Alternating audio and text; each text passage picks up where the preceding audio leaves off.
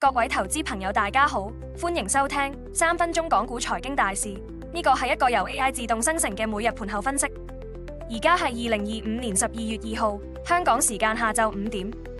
好啦，等我哋睇返琴日個市況先啦。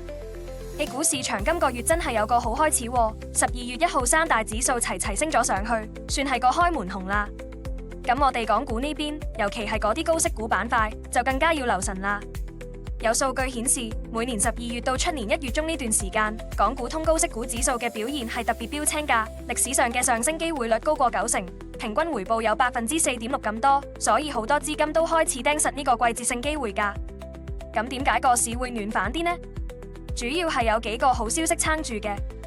首先，市場普遍預期12月開嘅重要會議會推出更進取嘅經濟政策，等大家對前景有信心啲。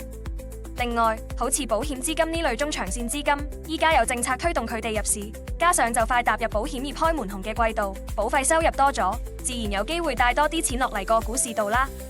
仲有以 AI 運算做代表嘅科技主線，繼續係機構嘅寵兒，好似龍頭股中製鬱創咁，琴日升咗超過4%，仲獲得好多間券商一齊推薦做12月嘅心水股添。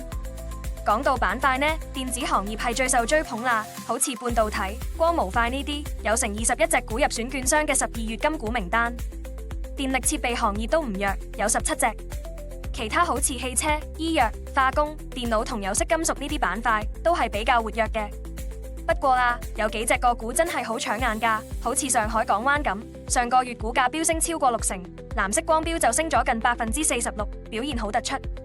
至於琴日嘅焦點中製鬱創，就更加係當紅炸子雞啦。當然啦，個市都唔係冇隱憂嘅。上個月地股其實都震盪調整咗一輪，嗰啲金股入面只有唔夠1/3係賺錢嘅，反映市場情緒未完全恢復。加上琴日公布嘅11月中國製造業 PMI 指數係49.2，仲係喺盛衰線之下，顯示經濟復甦仲要加把勁。外圍方面都要睇實美國聯儲局下個月議息嘅風向，會唔會令市場波動加大咁？展望後市短期嚟講，政策預期同資金面改善，都幫到個市嘗試向上突破，跨年行情嘅機會係存在嘅。尤其係港股高息資產喺呢個傳統強勢期，可能繼續有資金追捧。